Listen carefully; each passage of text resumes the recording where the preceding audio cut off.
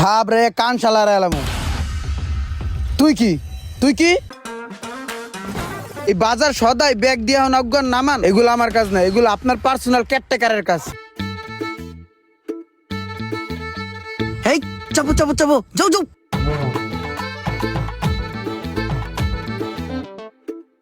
এই দাঁড়ান, আপনার পরিচয় দিন। কোথায় যাবেন, কেন যাবেন, কয়তলায় যাবেন, কার বাসায় যাবেন বলেন। দারোয়ান মনে হয় নতুন। তুমি কি নতুন? বেটা তুমি কি? হ্যাঁ তুই কি? আমি কি আপনার তালো লাগি না বিয়ে লাগি না খালু লাগি? আপনি আমার তুমি কইতেছেন। আর নতুন কি কেটা তুমি ভাই? পরিচয় দাও, নাহলে কিন্তু যাইতে দিন না। আরে ভাই, তুমি এভাবে কথা বলছো কেন? আমি এই বাসার একজন ফ্ল্যাটের মালিক। আরে একটা ফ্ল্যাটের মালিক হয়েছেন তো কি হয়েছে? আপনি তো আর এই বাসার বাড়ির মালিক না। আর একটা ফ্ল্যাটের মালিক হয়েছেন, এলে কি যা ইচ্ছে তাই করবেন? হুটহাট করে ঢুকে যাবেন, আমার পরিচয় দিবেন না? নাম কি আপনার?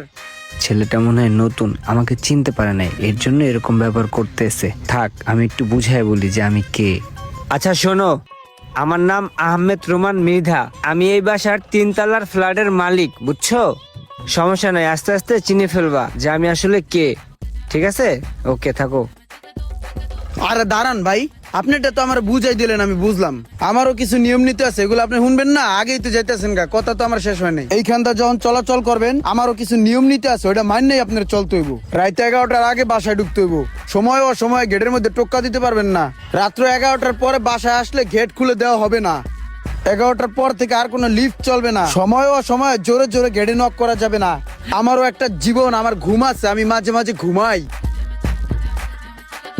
এগুলো সবকিছু মাইন এই ফ্ল্যাটে থাকতে হবে, বুঝছেন? ঠিক আছে।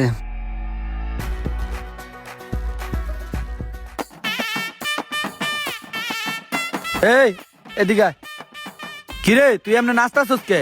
রং লাগছে। হ্যাঁ কেডা আপনি? তুই কি নতুন এনে? থাপ রে কান শালা রে এলাম। তুই কি সম্মান দিয়ে কথা বলো।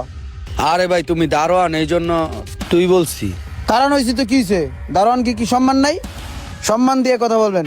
কোথায় যাবেন, কার কাছে যাবেন, কেন আসছেন? আগে পরে তো কখনো দেখি নাই। আমি এ বাসার ভাড়াটিয়া, 4 তলায় থাকি। আমার নাম মুন্না খান। নেক্সটে এই নামটা মনে রাখবেন। আপনার নাম মনে রাখার সময় নাই কা? বাড়িওয়ালার নাম এই তো মনে নাই আমার ঠিক মতন। আবার হ্যাঁ একটা ভাড়াটিয়া, হ্যাঁ নাম আবার মনে রাখবো? মনে তো রাখবা, আমার নাম মনে না রাখলে কার্ডটা রাখবা। মনে রাখনের ওষুধ আমার কাছে আছে তো।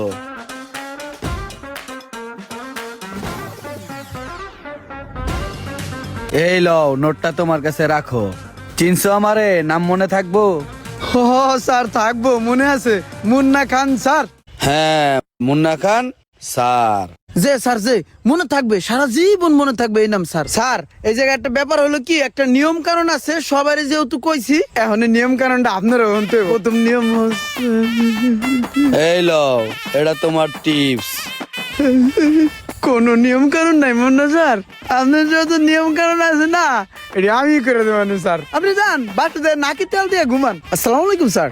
ঠিক আছে, থাও তাইলে। কিছু লাগলে জানাইন স্যার। এত মানা করি যে মোলা টোলা হালায় না এন্দা হালাইতে হালাও। আচ্ছা, তুই রিক্সাটা একটু দাঁড়া করা। হ্যাঁ, আমি আসতেছি, এখনই আসতেছি। ঠিক আছে ইমরান সাহেব, এই ব্যাগটা একটু আমার বাসায় দিয়ে আসবেন কষ্ট করে। কেন ভাই, আপনার এই সমস্ত পার্সোনাল কাজ আমি কেন করব? এই বাজার সদাই ব্যাগ দিয়ে অজ্ঞান নামান, এগুলো আমার কাজ না, এগুলো আপনার পার্সোনাল কেয়ারটেকারের কাজ। আমি এই বাড়ির দারোয়ান, এই গেট দেখাশোনা আমি করি। আমি যদি আপনার বাসায় এই ব্যাগ দিয়ে যাই, গেট দেখবে কেটা? আপনি দেখবেন তো? দাঁড়ান, আপনি আনতে দারোয়ান, আমি আপনার কাজ করবো, বাসা খালি ব্যাগ দিয়ে মু। আরে ভাই, এনে খাড়ায় আমার চেহারাই দেখতে পারবেন, এনে ডাইল গলবো না, বুঝেন নাই? যান। আরে মুন্না স্যার, আপনি এটা লইছেন কে? এটা নিলে তো আপনি ডাইভ বেজেবেন গা। আপনি তো এমনি খাড়ো মানুষ, আপনার কিছু লাগলে আমারে কইবেন, আমি ডাইরেক্ট বাজারে যাই আপনার লগে আনমু। স্যার এটা আমার টেন্ডার, আমি থাকছি, আপনার কষ্ট করা লাগবো না, আমি এটা উপরে যে দিয়েছি।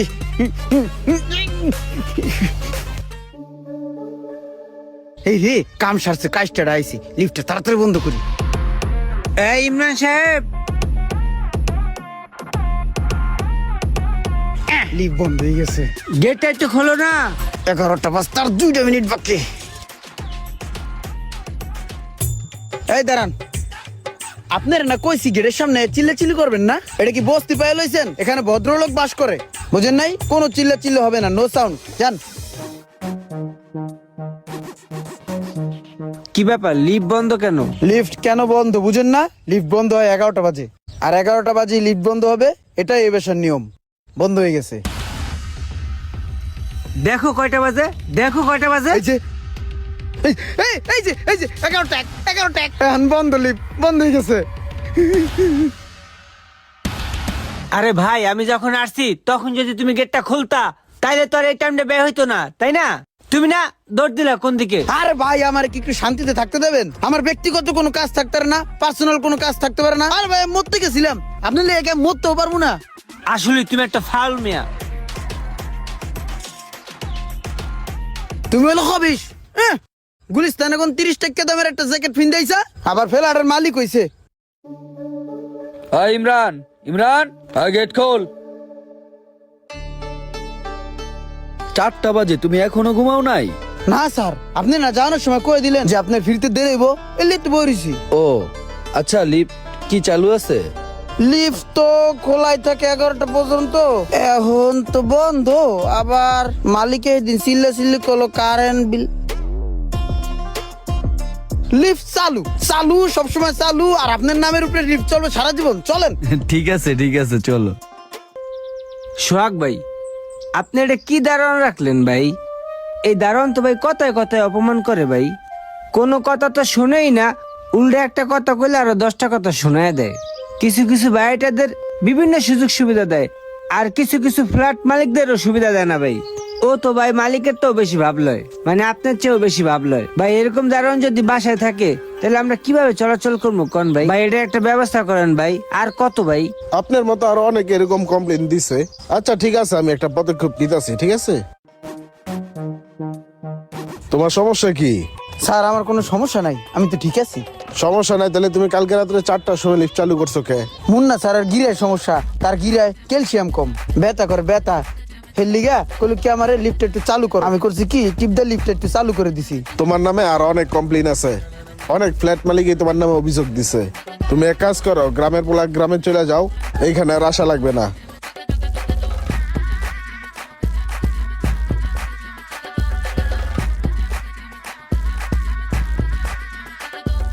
এই দাঁড়ান, কই যান? এই যাবো ওই মুন্না স্যারের কাছে। Munna sir, Munna sir, Munna sir. এই দাঁড়ান, মুন্না স্যার, আপনাকে দেখা কথা একটা লোক আসছে। স্যার আমি আচ্ছা, ওরে আসতে দাও। স্যার আমার বলাই আইতেছি। স্যার আসসালামু আলাইকুম। ওয়ালাইকুম সালাম। কি অবস্থা ইমরান, কেমন আছো? স্যার আমি তো বেশি ভালো নাই স্যার, আমার অনেক সমস্যা দিতেছে স্যার। চাকরিটা যাওয়ার পর আমার অবস্থা খুবই খারাপ স্যার। আমার বাসায় 2 দিন হয়েছে কোনো বাজার সদাই নাই, আমার চলতে ফিরতে খুবই কষ্ট হইতেছে স্যার। স্যার আপনি কোন রকম আমার 2000 টাকা হাওলাত দেন, তাইলে আমার এই বিপদটা একটু কাটে স্যার, নাইলে আমার অবস্থা খুব খারাপ হয়ে যাবো স্যার। তোরে টাকা আমি কেন দিমু? আর তোরে টাকা দিয়েই আমার লাভ কি? স্যার আপনি আমার আগে কত টাকা দিতেন, আপনারও আমি কত হেল্প করতাম, কত রাত বিরাতে আপনার আমি কত গেট খুলে দিছি, লিফট চালু করে দিছি, আপনার কত কাম আমি করে দিছি। স্যার এই বিপদের সময় আমার একটু হেল্প করেন স্যার। তুই হেল্প করছস ঠিক আছে, আমিও তো তোরে হেল্প করছি, তোর টিপস দিছি না? তখন তোরে দরকার ছিল, এই লেগে টিপস দিছি। এখন তো তোরে আমার দরকার নাই।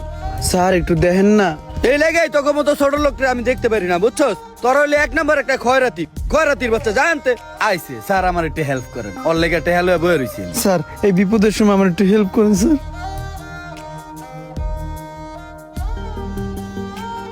এই এদিকে আসো। জি স্যার। শোনো, তোমার সব কথাই আমি শুনছি, বুঝছো? তুমি অনেক প্রবলেমে আছো, বাজার করতে পারতাছ না টাকার জন্য। আচ্ছা এই নাও, এখানে 3000 টাকা আছে, ধরো। টাকা দিয়ে আপনি বাজার সদাই করে নেন। স্যার আপনার আমি কত জ্বালাইছি, কত অপমান করছি, তারপরও আপনি আমার টাকা দিলেন স্যার এই বিপদের সময়। স্যার আমার ভুল হয়ে গেছে স্যার, আমার মাফ করে দেন। আমি আজকে বুঝতে পারছি স্যার, কিছু কিছু মানুষ আছে তারা টাকা দিয়ে মানুষকে ইউজ করে, মানুষকে কেনার চেষ্টা করে। স্যার আমি বিক্রি হয়ে গেছিলাম স্যার, এই যে আজকে আমি কানে ধরছি, আর জীবনে কোনোদিন আমি টাকার কাছে বিক্রি হবো না স্যার। স্যার মাফ করে দেন স্যার, আমার ভুল হয়ে গেছে। থাক ইমরান, কানাকাটি করো না। টাকার কাছে কখনো নিজেকে বিক্রি করবেন না। মনে রাখবেন, টাকা বা পজিশন কোনোটাই চিরস্থায়ী না। আপনাদের বাসার দারোয়ানগুলো কেমন একটু কমেন্ট করে জানান তো, দেখি দারোয়ানদের কি অবস্থা।